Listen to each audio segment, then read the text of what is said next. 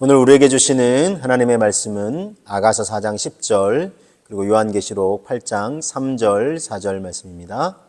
먼저 아가서 4장 10절 말씀입니다. 내 누이 내 신부야 내 사랑이 어찌 그리 아름다운지 내 사랑은 포도주보다 진하고 내 기름의 향기는 각양 향품보다 향기롭구나. 요한계시록 8장 3절 4절 말씀입니다. 또 다른 천사가 와서 제단 곁에 서서 금향로를 가지고 많은 향을 받았으니 이는 모든 성도의 기도와 합하여 보좌 앞 금제단에 드리고자 함이라.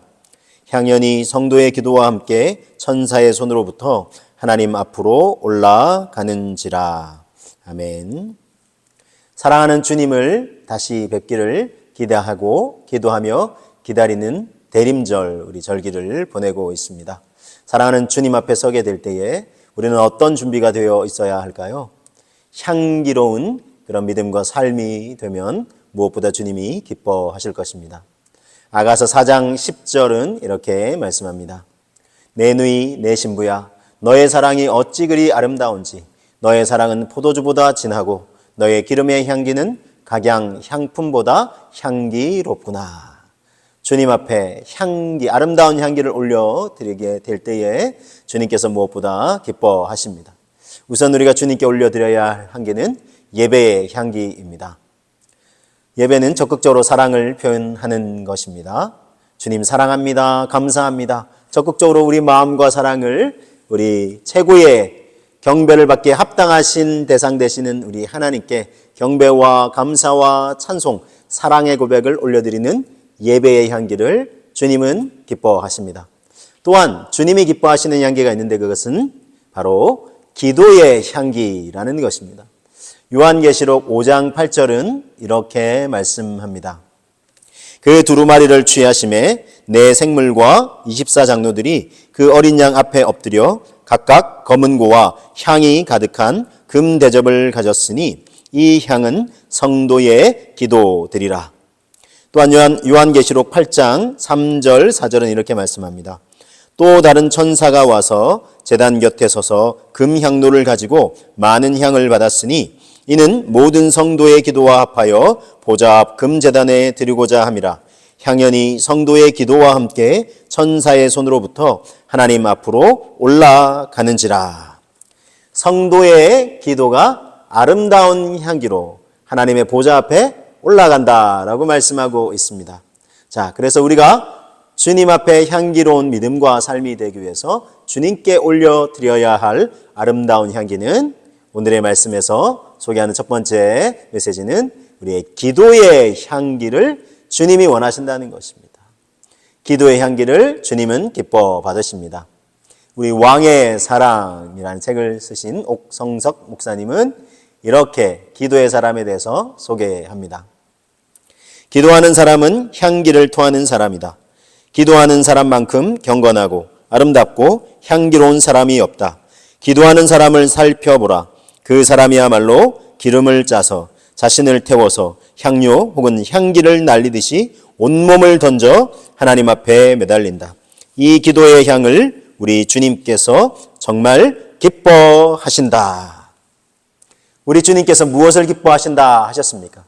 기도의 향기가 하나님의 보좌 앞에 올려드려지게 되는 것을 무엇보다 기뻐하신다는 것입니다.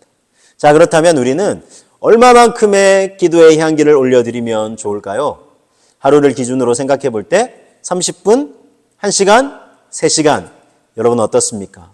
많은 시간 주님 앞에 또 기도의 향기를 올려드리는 것 물론 주님이 또한 기뻐하실 것입니다. 또는 성경에 보니까 하루에 3번씩 기도했던 사람들의 좋은 기도의 본을 우리에게 소개하고 있습니다. 다니엘은 하나님 앞에 하루에 3번씩 기도했습니다. 왕이 아닌 자신이 섬기는 바벨론 왕이 아닌 다른 신을 향하여 예배하거나 경배하거나 기도하는 행위를 하면 붙잡혀 끌려가서 사자밥으로 내던져질 수도 있다는 것을 알고도 다니엘은 창문을 열고 볼 테면 보라. 나는 하나님 앞에 만왕의 왕 되신 하나님 앞에 기도의 향기를 올려드리는 사람이다 라는 고백으로 하루에 3번 기도의 향기를 올려드렸습니다. 또한 사도행전에 보니 예수님의 제자들 사도들이 하루에 3번씩 기도하는 시간을 가졌습니다. 아침 일찍, 그리고 낮 시간에, 그리고 저녁 시간에 하나님 앞에 기도의 향기를 정기적으로 올려드렸습니다. 이렇게 정기적으로 또한 올려드리는 이 공예배나 기도를 주님은 또한 기뻐 받으실 것입니다. 자, 그러면 또 성경에서 우리가 어떻게 기도하라고 우리에게 권면하고 있으실까요? 자, 데살로니가전서 5장 17절은 이렇게 말씀합니다. 쉬지 말고 기도하라. 여러분, 우리가 이것은 항상 세트로 우리에게 소개되는 구절이죠. 항상 기뻐하라. 쉬지 말고 기도하라. 범사에 감사하라. 이는 그리스도 예수 안에서 너희를 향하신 하나님의 뜻이니라 그랬습니다. 자, 하나님의 보편적인 의미에서 뜻 중에 하나, 쉬지 않고 기도하는 것을 주님은 원하신다는 것입니다. 출애굽기 30장에서 7절 8절에서 이렇게 말씀합니다. 아론이 아침마다 그 위에 향기로운 향을 사르되 등불을 손질할 때에 살을 찌며 또 저녁 때에 등불을 켤 때에 살을 찌니 이 향은 너희가 대대로 여호와 앞에 끊지 못할지며. 자, 하나님과의 만남의 장소인 이 지성소에 들어가기 직전에 이 분향단이 있습니다. 여기 아름다운 향이 올라가는데 이 향이 끊어지지 않도록 하라 주님 말씀하고 있습니다. 자, 그래서 우리는 어떻게 주님 앞에 기도의 향기를 올려드리면 좋을까요? 멈추지 않는 기도의 향기를 계속해서 올려드리는 것을 주님은 또한 기뻐하신다는 것입니다. 자, 그런데 여러분, 멈추지 않고 기도한다? 쉬지 않고 기도한다? 그게 과연 가능할까요? 가능하기는 한 것일까요? 가능합니다.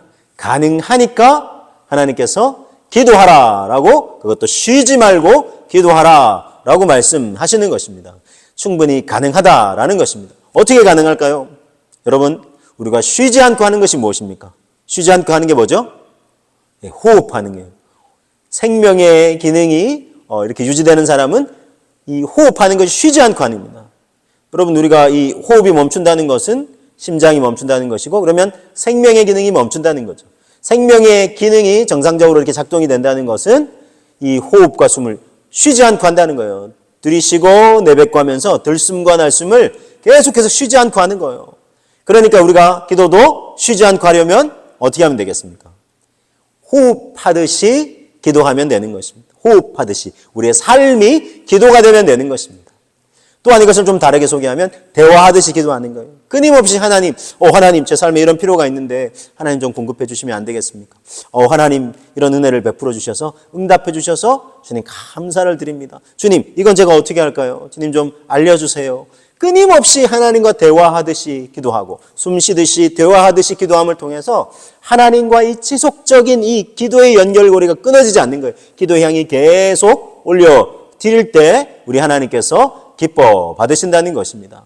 자, 여러분, 쉬지 않고 기도했던 좋은 기도의 본을 우리에게 소개해 주는 또 하나님의 사람, 우리 느헤미야를 여러분에게 소개해 드립니다. 느헤미야는 참 하나님께서 제일 싫어하시는 우상 숭배이제 이스라엘 백성이 이 범해서 참 안타까운 징계를 받을 수밖에 없게 되었어요. 그래서 바벨론에 이게 침략을 받고 나라가 멸망해서 수많은 사람들이 바벨론에 포로로 끌려갔습니다. 자, 그런데 바벨론에 포로로 끌려갔지만 바벨론은 인재들을 각 나라, 점령한 나라들에서 젊은 인재들을 발굴해서 그 나라를 섬기는 일꾼으로 세웠어요. 느헤미야가 그중 한 사람입니다. 앞서 소개해드린 다니엘도 마찬가지고요. 포로 신분이지만 왕의 총애를 입은 사람들이에요. 느헤미야도 마찬가지입니다. 더군다나 왕이 절대 신임하는 그런 역할을 맡아서 하는 사람이에요. 왕의 술과 음료를 이렇게 관장하는 사람이에요. 여러분, 우리나라 조선시대도 예를 들면 드라마나 영화에서 보시다시피 왕이 음식을 먹기 전에 음료를 마시기 전에 먼저 그것을 시음해 보는 사람들이 있어요. 왜냐하면 왕을 독살할 수도 있는 그런 위험이 있기 때문에 그렇습니다. 자, 그러니까 왕의 음료를 주관하는 그런 관원장이다. 왕의 절대적인 신임을 받는 위치에 있다는 것입니다. 자, 그랬던 이 느헤미야가 마음속에 자기 개인의 삶을 생각해 보면 아무런 어려움도 부족함도 없죠. 그러나 마음 한켠에 그에게는 큰 아픔이 있었으니 그것은 멸망한 나라, 또 그 멸망한 나라 가운데서 포로로 끌려온 사람들, 그리고 하나님의 은혜로 포로에서 이제 귀환하여서 예루살렘으로 돌아간 사람들이 있었어요. 그리고 그 사람들이 그곳에 돌아가서 자신은 지금 먼 고국을 떠나 있지만 그것에 돌아간 사람들이 무너진 하나님의 성전과 성벽, 그들의 삶의 터전을 잘 다시 재건할 거라는 기대와 소망을 품었어요. 그런데 그곳에 갔다가 다시 돌아온 사람들이 있다는 얘기를 듣고 그들로부터 이야기를 듣습니다. 내 고국의 동포들이 어떻게 지내고 있느냐. 그런데 들려온 소식은 너무나 암담한 소식이었으니 성벽을 다시 재건하고자 했을 때 주변의 민족들이 그것을 시기하여 방해하는 거예요.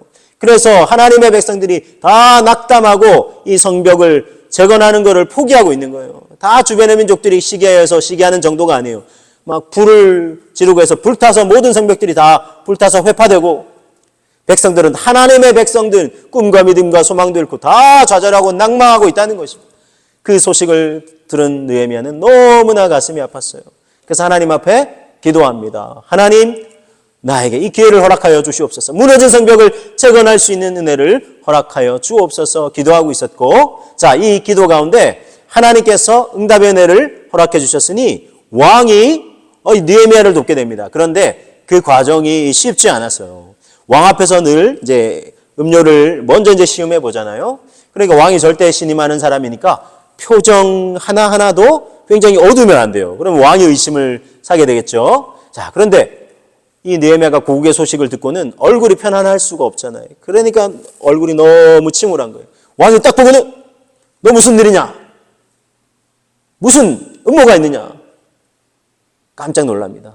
느헤미야는 자기도 모르는 사이에 얼굴이 너무 어둡침침해 있었던 것입니다.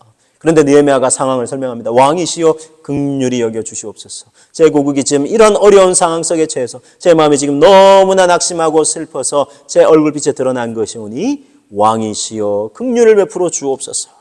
그랬을 때 왕이 내가 너에게 무엇을 해주길 원하느냐 이렇게 물어요. 느헤미야 2장 4절의 말씀입니다. 왕이 내게 이르시되 그러면 네가 무엇을 원하느냐 하시기로 내가 곧 하늘의 하나님께 묵도하고 그랬습니다. 하늘의 하나님께 묵도하고 간구했다는 것인데 기도했다는 것인데 여러분 이 시간이 얼마나 됐을까요? 자, 왕이 물었어요. 그럼 내가 너에게 무엇을 해주기를 원하느냐 물었을 때 만약 한 10초 이상만 길어진다고 생각해 보세요.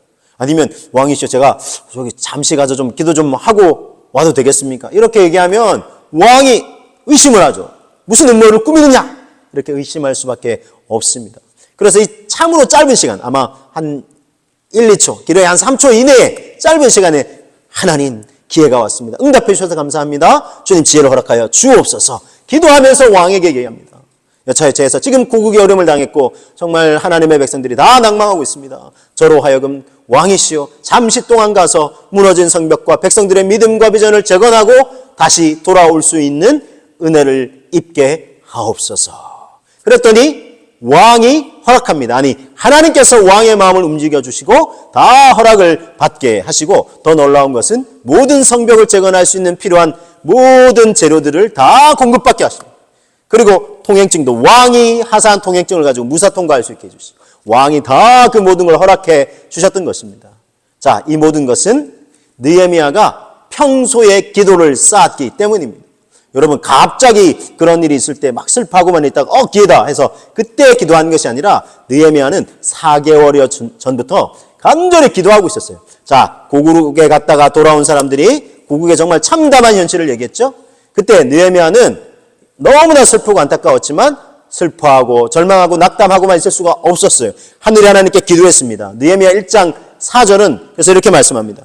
내가 이 말을 듣고 앉아서 울고 수일 동안 슬퍼하며 하늘의 하나님 앞에 금식하며 기도하여 슬피 울고만 있었던 것이 아니라 하늘의 하나님 앞에 금식하며 간절한 마음을 담아서 기도했다는 것입니다. 평소에 이렇게 느헤미야는 정말 기도를 쌓았기 때문에 왕 앞에 섰을 때 왕이 질문을 했을 때 짧은 시간 이 화살 기도라고요. 아주 집중된 기도를 주님께 올려드리고 자기가 그동안 기도하고 준비했던 내용을 왕에게 또 다 이야기했고 왕으로부터 그 모든 필요한 것을 공급받게 되었던 것입니다. 평소 철저히 삶의 자리에서 기도했기 때문에 하나님께서 주시는 응답의 은혜를 체험할 수 있었던 것입니다. 여러분 평소 이렇게 기도하는 자세와 습관이 너무나 중요한 것입니다. 제가 신학대학에 지나갈 때 이렇게 면접을 봅니다. 시험을 이제 치르고 면접을 이제 보게 되었는데 제가 이제 면접을 보는 순서가 돼서 면접 보는 그 호실에 쫙 들어갔습니다. 들어갔는데 세 분의 교수님이 앉아 계셨고 그 가운데 다 이 주 면접관이신 교수님이 계셨어요. 제가 들어가자마자 다 기도했습니다. 하나님, 제가 하나님의 부르심의 사명을 감당하기 위해서 이곳에 왔고 지금 면접을 보게 되었습니다. 모든 것을 하나님의 뜻대로 주관하시고 인도하여 주시옵소서. 예수님의 이름으로 기도드립니다. 아멘. 그러고 났더니 교수님께서 그 모습을 보시고는 너무나 표정이 밝아지시면서 기뻐하시는 거예요. 그러시면서 하시는 얘기가, 자기가 수년간 면접을 이제 봤지만, 수많은 면접자들을 봤지만, 기도하는 사람은, 신학교임에도 불구하고, 기도하는 사람은 처음이라고. 왜 어떻게 이렇게 기도할 생각을 했냐고. 아니, 우린 그리스도인 아닙니까? 더군다나, 하나님의 사명을 이루고자 하는 신학생이 되고자 하는데, 기도하는 건 당연한 것 아니겠습니까? 제가 그렇게 대답을 했더니, 이분이 너무나 기뻐하시는 게 마치 입이 귀에 걸리듯이 너무나 기뻐하시는 거예요. 그리고 그 다음 몇 가지 질문하셨는데 제가 확신 있게 잘 대답을 했죠. 그러니까 좋은 면접 점수를 이제 받았던 것 같아요. 제가 신학교를 들어가서 알게 됐어요. 처음에 몰랐어요. 주 면접관이 어떤 교수님이신지. 나중에 알게 된 사실은 이분이 실천신학 교수님이셨어요. 그리고 주로 이분이 제일 강조하시는 거, 신학생들에게 제일 강조하시고 평소에 이렇게 하는 것이 하나님 제일 기뻐하실 것이다 라고 해서 강조하고 훈련시키는 것이 무엇이었을까요? 여러분 힌트를 다 드렸어요? 기도였어요. 기도. 와, 제가 깜짝 놀랐어요. 이분이 기도 훈련, 우리 신학도들은 기도 훈련이 돼야 된다고 하면서 기도를 제일 강조하셨던 거예요. 제가 전혀 몰랐습니다. 제가 만약에 미리 알았다면 기도하는 척을 했을 수도 있겠죠? 그러나 그건 저의 진심이 아니었어요. 그러나 정말 저는 진심 어린 기도를 드렸고 그 면접관 되시는 교수님이 제일 기뻐하시는 것이 기도였으니 얼마나 이게 딱 맞아요. 그렇죠? 손뼉이 딱 마주쳐 소리 나듯이. 그래서 제가 아마 좋은 점수를 이제 받았겠죠? 자, 여러분, 이것이 우리에게 주시는 이제 힌트가 있어요. 면접관 되시는 교수님이 제일 기뻐하시는 거 제가 기도를 이렇게 했잖아요. 자, 그럼 여러분, 하나님이 제일 기뻐하시는 게 무엇이겠습니까? 하나님을 어떻게 하면 기쁘게 해드릴 수 있겠습니까? 주님께 우리가 올려드리는 향기 중에 주님이 기뻐 받으시는 향기, 기도의 향기다 말씀드렸죠. 그러니까 하나님이 기뻐하시는 기도의 향기를 올려드리면 드릴수록 하나님께서 기뻐하실 수밖에 없으신 것입니다. 여러분, 하나님께서 기도의 향기를 올려드리는 것을 기뻐 받으신다는 사실을 다시 한번 이렇게 되새기시고 주님 앞에 이렇게 아름다운 기도의 향기를 올려드리시는 저와 여러분 되시기를 주님의 이름으로 축복합니다. 여러분 그렇습니다. 그런 향기를 올려드리면 주님이 기뻐 받으실 수밖에 없는 것입니다. 하나님께서도 이렇게 기도의 향기를 올려드리는 걸 기뻐하시고요. 제가 신학교, 대학교 들어갈 때뿐만이 아니에요. 신학대학 들어갔더니 이제 기숙사 생활을 하게 됐는데 기숙사에 새벽 기도가 있어요. 그래서 날마다 새벽 기도를 하는 것을 전 너무나 기쁘고 행복하게 드렸습니다. 왜냐하면 주님과의 만남의 시간이고 주님과의 기도를 통해서 사랑의 교제를 나누는 게 너무나 기쁘고 행복했어요. 그래서 이제 모든 이제 기숙사생들이 다 이렇게 새벽 기도를 드리니까 처음에는 좀 조용히 기도를 해요. 끝까지 이제 홀로 남는 거예요. 그러면 하나님과 저와의 1:1 교제의 시간인 거예요. 그때는 마음껏 찬송도 부르고 기도도 조금 더 간절함이 있을 때는 좀 큰 소리로 기도도 하고 부르짖어 기도도 하고 하면서 주님 사랑해요. 주님 감사해요. 주님 제 삶에 이런 필요가 있고요. 주님 이런 필요 채워주셔도 감사하고 그렇지 아니하실지라도 제가 감사해요 하면서 주님과 사랑의 깊은 교제를 나눴어요. 그러니까 얼마나 하루가 기쁨으로 시작하겠습니까? 여러분 그렇게 학기 중에는 그렇게 기도의 향기를 주님 앞에 끊임없이 올려드리기를 힘썼고요. 자, 그리고 제가 방학 때가 되면은 어떻게 했냐면 방학 때는 새벽 기도가 없어요. 근데 기도하고 싶어서 제가 섬기던 교회가 있었는데 예배당이 지하실이었어요. 근데 기도하고 싶어가지고 제가 저녁에 이제 교회를 갑니다. 그러면 이제 지하실이었지만 사실 공기가 그렇게 좋지는 않지 않습니까? 이 지상보다는. 그렇지만 기도하고 싶은 거예요. 그래서 딱 본당에서 자료를 이제 깔아놓고 잠을 자면서 새벽에 일어나서 기도하고 싶었어. 그래서 하나님께서 또 혼자 있으면 좀 이렇게 외로울 수도 있잖아요. 그렇게 정말 믿음 안에서의 친구를 만나게 해주셔가지고 다윗과 요나단처럼 둘이 너무나 이제 이야기꽃도 피우고 하면서 그 다음날 함께 자고 그 다음날 새벽에 일어나서 기도하는 거예요. 그렇게 새벽 기도하면서 기도의 향기를 멈추지 않고 하나님 앞에 올려드리기를 힘썼습니다. 저는 하나님께서 그 기도의 향기를 너무나 기쁘게 받으셨을 것이라 확신합니다. 주님이 너무 기쁘게 받으셨던 것 같아요. 그런 정말 사모함으로 저는 늘 기도의 향기를 올려드리고자 힘썼습니다. 그것이 제 삶이 되고 하나님 앞에 올려드리는 아름다운 기도의 향기로운 제물이 되기를 원하는 것입니다. 여러분, 제가 이 원주 참된 교회 지금 이제 섬기고 있지만 바로 직전에 이제 부천 참된 교회에서 부임하고 있을 때 사실은 참 어려운 시기를 보내야 됐습니다. 교회에 큰 분란과 분쟁이 일어나서 수많은 성도들이, 수백여 명 성도님들이 떠나가고 참 가슴 아파하고, 그러나 또 교회를 지키길 원하는 성도님들이 눈물로 기도하고, 그 사태가 한 2년여 정도 됐는데 너무 가슴 아파하면서 애통해하면서 기도했지만 쉽게 해결되지 않는 그 상황들 속에서 많은 성도님들이 기도하면서도 낙담하고 있는 그런 상황이었어요.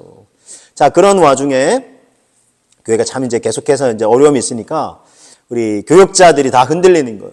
특별히 이제 전임 교육자들이 8명이 있었습니다. 8명이 다 하나같이, 야, 우리 여기 있어봐야 미래가 없지 않느냐.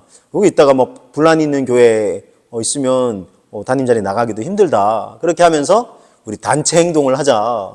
우리가 다 나가면 담임 목사님 어떻게 하실 거냐. 그러면 뭐 교회가 어떻게든 뭐 다시 바뀌지 않겠냐 하면서 그런 생각을 하고 같이 동참하자고 하는 거예요. 근데 저는 조금 생각이 달랐어요.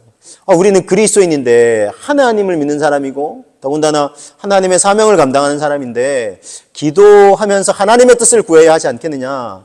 그래서 나는 하나님의 뜻을 좀 기도하면서 구해보고 싶다 했을 때 다들 왜 너 혼자만 그러냐 했지만 그것이 그리스도인의 길이라 생각을 했어요. 제가 기도를 드렸을 때 하나님은 제게 어떤 감동을 주셨냐면 마태복음 16장 18절 이하의 말씀에 우리 베드로가 주님 물으셨을 때 주는 그리스도시요 살아계신 하나님의 아들이십니다. 신앙 고백을 한 이후에 마태복음 16장 16절 이후에 주님이 마태복음 16장 18절에서 이 반석 위에 내 교회를 세우리라. 음부의 권세가 이기지 못하리라. 이 말씀을 감동으로 주시면서 나는 교회를 세우는 자다. 너도 교회를 세우는 자가 되라. 그런 감동을 깊이 있는 감동을 주셨어요. 하나님, 제가 교회를 세우는 자가 되겠습니다 하면서 전임 사역자들 다 7명 사임했지만 저 혼자 남았고요. 파트 사역자들도 8명이 있었어요. 교회가 좀 규모가 있는 교회였죠. 그랬는데 그만두는 전임 사역자들이 다 파트 사역자들도 뒤흔들었어요. 여기 있어봐야 앞으로 목사 한 수도 못 받으니까 빨리 자기 살 길 찾아서 가라고. 그렇게 하면서 부교육자들 흔드니까 파트 사역자들도, 준전임 파트 사역자들도 다 자기가 갈 길을 이제 찾아가는 거예요. 전임 사역자는 저 혼자 남고, 제가 또 권면한 사람들 중에 우리 파트 사역자들 중에 2명 남고 총 3명이 남았는데 여하튼 매일 교회를 와서 출근해서 사역해야 되는 건 전임 사역자는 저 혼자 남았어요. 그래서 기도했어요. 하나님 앞에. 하나님 긍휼을 베풀어 주시옵소서. 어쩌든지 이 분란이 속히 잘 끝나게 하시고 교회가 평화를 되찾게 해주시고 하나님을 진정으로 예배하고 기도하고 사랑의 교주를 나누는 공동체로 다시 건강하게 세워져 가게 하여 주옵소서. 근데 성도들이 낭망하는 거예요. 기도해도 하나님이 응답이 없는데 하나님이 우리의 기도를 듣고는 계신 겁니까? 정말 응답은 되는 겁니까? 그럼요. 하나님은 살아계십니다. 하나님은 이 기도를 반드시 들으실 것입니다. 왜냐하면 교회를 세우는 것을 누구보다 원하시는 하나님이시기 때문에 교회를 세우기 위해서 우리가 기도를 올려드릴 때 반드시 하나님께서 때가 되면 응답의 은혜를 주실 것입니다. 회복의 은혜를 주실 것입니다. 성도들을 위로하고 격려하고 소망을 심어 주었어요. 그리고 때가 되었습니다. 2년여의 이 힘든 시간이 지나고 우리 큰 분란이 났던 두 공동체가 서로 화해하기로 하고 큰 의미에서 이제 분립개척을 시키고 서로 축복하면서 이것을 잘 마무리하기로 했습니다. 그렇게 아름답게 잘 분쟁이 마무리되었습니다. 하나님께서 우리의 기도에 신실하게 화평의 은혜로 응답해 주셨던 것입니다. 저는 또한 그러고 나서 이 원주 참된 교회로 갑작스레 이제 부임을 하게 되었는데 부임하고 나서 참 많이 울며 기도해야 됐습니다. 왜인고 하니 처음 제가 얘기로 듣기로는 성도분들이 한 30여 명 정도 될 거라고 얘기를 들었습니다. 근데 막상 와서 봤어요. 성도님들의 주소록이 한 30여 명 있길래 연락을 드렸어요. 그랬는데 저 그 교회 떠난 지 몇 년 됐는데요. 저 그 교회 안 다녀요. 하면서 교회를 이리저리 떠나시고 멀리 하시고 이미 이 세상 분이 아닌 분도 계시고 그래서 몇 명 남았나 보니 6분이 남아 계십니다. 6분. 물론 한 분 한 분이 소중하죠. 감사하죠. 그러나 한 30여 명 정도 될 거라고 생각했다가 6분 정도 남으니까. 그 중에서 또 세 분은 80 전후의 어르신들이고, 한편으로 너무 감사하지만 한편으로 너무 마음이 막 힘든 마음이었어요. 그리고 제가 부천 참된교회 파송을 받은 격으로 해서 이제 오게 되었는데, 약속한 거랑 좀 틀렸어요. 전적인 사례나 생활비 다 지원해 줄 테니까, 이렇게 가서 섬기는 거 어떻게 했냐. 이렇게 말을 들었지만, 막상 딱 결정된 걸 보니까 실상하고 다른 거예요. 그래서 너무나 힘들었어요. 생활이나 환경이나 상황이나 교회도 운영도 재정도 자립되지 않고 마이너스 쓰이고 너무나 힘든 상황이었습니다. 절망이 막 밀려왔습니다. 그리고 이왕 오게 된 거 그러면 열심히 섬겨보자 하고 섬기려 하는데, 이 지역에 아파트 단지들도 있고 어린이집을 통해서 우리 지역의 부모님들과 연결이 되고 우리 다음 세대를 잘 세워봐야 되겠다. 교회 학교도 연결하고, 그래서 그걸 또 하려고 했는데 저희를 어떻게 보면 파송한 공동체에서는 그거 안 하면 안 되냐. 돈도 많이 들어갈 것 같고 힘들 것 같은데 굳이 그걸 해야 되겠느냐. 그러니까 저희는 여기에 온 이유를 이제 찾을 수가 없게 된 거예요. 우리가 잘못 온 것은 아닐까. 떠밀리듯이 그냥 와서 우리가 정말 못 올 때를 온 것 아닌가 해서 너무나 낙심이 됐습니다. 그렇지만 낙심만 하고 있을 수가 없었습니다. 그럼 이왕 여기 온 거 하나님의 뜻이 있지 않겠느냐. 무슨 뜻이 있을까 고민하던 중에 이 느헤미야의 말씀이 떠오른 것입니다. 무너진 성벽을 재건하고 무너진 하나님의 백성들의 믿음과 정체성과 비전을 재건하듯이 이 무너진 교회를 다시 세울 수 있다면 하나님이 기뻐하실 것이다. 그리고 한국교회의 작은 희망의 빛이라도 제시할 수 있지 않겠느냐는 감동을 주셨어요. 그래서 하나님, 저희가 힘들지만 감당하겠습니다. 그러나 너무나 힘들었어요. 좌절과 절망이 밀려오고 코로나가 대유행하게 됐어요. 예배도 전도도 쉽지 않았어요. 눈물과 슬픔 가운데 기도할 수밖에 없었어요. 금식하면서 애통하면서 기도했어요. 하나님 도와주세요. 하나님 도와주세요. 우리 남아있는 성도님들도 견고하게 세워질 수 있도록 주님 인도해 주시고, 또 성도님 한 분 한 분 보내주세요. 새 가족을 보내주세요. 교회를 건강하게 다시 잘 세워보고 싶습니다. 주님 은혜를 베풀어 주세요. 느헤미야처럼 슬피 울면서 금식하면서 애통해하면서 간절히 기도했어요. 하나님 긍휼을 베풀어 주시옵소서. 감사하게도 하나님께서 응답해 주셨어요. 남은 성도님들 견고하게 서 계셨고 한 분 한 분 보내주셨고 새 가족도 보내주셨고 전도에서 한 영혼 오게 되었고 우리 교회학교 다음 세대 아이들도 오게 되고 함께 섬길 전사님도 함께 좋은 환경 버리고 오셔가지고 얼마나 열심히 섬기셨는지 몰라요. 그래서 우리 교회가 지금 이만큼이나마 건강한 교회로 다시금 세워져 갈 수 있게 하셨습니다. 하나님의 은혜가 아닐 수가 없는 것입니다. 정말 하나님 앞에 기도할 수밖에 없었고, 그러나 그 기도가 가장 큰 능력이었습니다. 하나님께서 응답의 역사를 보여주셨으니 말입니다.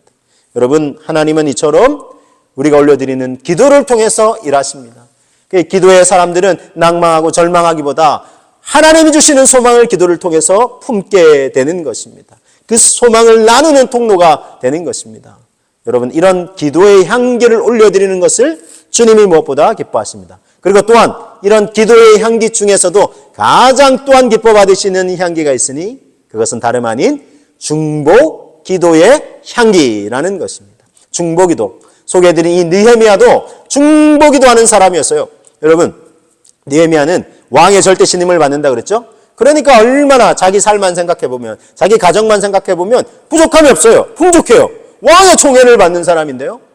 아무런 부족함이 없어요. 그런데 느헤미야가 만약 자신만 생각하는 사람이었다면, 왜? 난 아무 부족함이 없는데, 내 고국이 어렵든 동포가 어렵든 나는 이렇게 풍족하게 잘 먹고 잘 사는데 무엇이 문제냐라고 했을 것입니다. 그러나 느헤미야는 중보기도의 마음을 품은 사람이었어요. 애통의 마음을 품은 사람이었습니다. 멸망한 나라, 그리고 그것을 재건하고자 돌아왔던 사람들이 다 성전, 성벽 회파되고 삶의 터전 다 무너지고 하나님의 백성의 믿음, 정체성, 비전 다 무너져 있는 그 안타까운 소식을 듣고 애통해하면서 기도했던 것입니다. 그리고 하나님 기회를 주셔서 제가 그곳에 가서 무너진 성벽을, 무너진 백성들을 재건할 수 있게 하여 주시옵소서. 중보기도 아닙니까? 그는 기도했어요. 하나님 긍휼을 베풀어 주시옵소서. 내 조상들이 하나님께 범죄하여 우리가 이 고통을 당하고 있습니다. 긍휼을 베풀어 주시옵소서. 중보기도입니다. 여러분, 중보기도의 대가가 누구이십니까? 예수 그리스도이십니다. 느헤미야는 어찌 보면 이 예수님의 중보기도의 모습을 닮은 것입니다. 중보기도의 가장 좋은 본은 얘는 예수 그리스도이신 것입니다. 누가복음 22장 31절 32절에서 주님은 제자들을 향해서 이렇게 말씀하셨습니다. 시몬아 시몬아 보라, 사탄이 너희를 밀가부르듯 하려고 요구하였으나 그러나 내가 너를 위하여 너의 믿음이 떨어지지 않기를 기도하였노니 너는 돌이킨 후에 너의 형제를 굳게 하라. 너를 위하여 너의 믿음이 떨어지지 않도록 중보기도하였다 말씀하고 있습니다. 지금은 주님이 뭘 하시고 계실까요? 부활하셔서 하나님 보좌 우편에 계시죠? 그곳에서 무엇을 하고 계십니까? 로마서 8장 34절은 이렇게 말씀하고 있습니다. 누가 정죄하리요? 죽으실 뿐 아니라 다시 살아나신 이는 그리스도 예수시니 그는 하나님 우편에 계신 자요 우리를 위하여 간구하시는 자시니라. 하나님 우편에서 우리를 위하여 중보기도 하시고 계신다는 것입니다.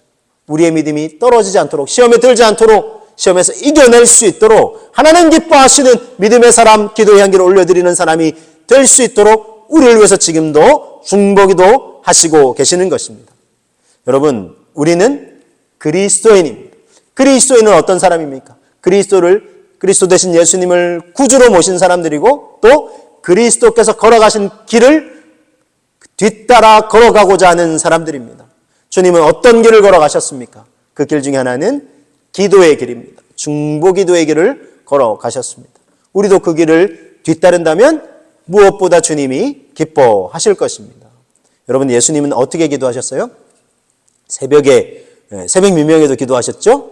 그리고 제자들을 택하실 때는 밤새워 기도하셨어요. 그렇죠? 그리고 또 사람들이 막 몰려올 때는 한적한 곳으로 가자 하고 제자들을 데리고 한적한 곳으로 가셔서 그곳에서 조용히 또 하나님과 기도하셨어요. 또 조용히 기도하셨을 뿐만 아니라 겟세마네 동산에서는 얼마나 간절히 기도하셨습니까? 마치 이 떨어지는 이 땀방울이 핏방울처럼 되더라. 성경은 그렇게 소개하고 있어요. 얼마나 간절함을 담아 기도하셨겠어요. 그렇게 간절하게 기도하셨고요. 그래서 그 기도의 또한 내용은 무엇이었습니까? 아바 아버지여, 할 수 있으시거든 이 잔을 내게서 옮기시옵소서.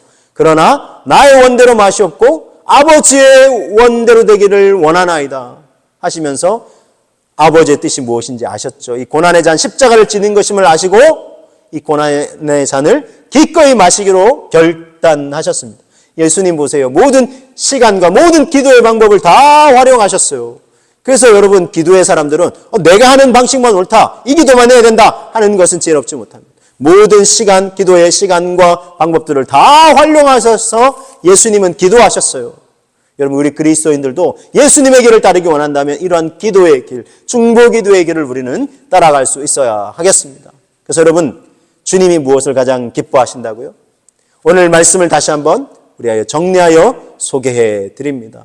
여러분, 하나님은 기도의 향기를 원하십니다. 기도의 향기가 하나님의 보좌 앞으로 싹 올려드려지고 그것을 주님께서 기뻐 받으신다는 것입니다. 그런데 이 기도의 향이 멈추지 않고 계속해서 올라가기를 원하세요. 그래서 여러분, 멈추지 않는 기도를 원하시는데 멈추지 않는 기도를 어떻게 한다고요? 쉬지 않고 하는, 우리 숨 쉬듯이 하듯이, 호흡하듯이 기도하는 거예요. 또한 대화하듯이 주님께 계속해서 기도의 향기를 올려드리는 거예요.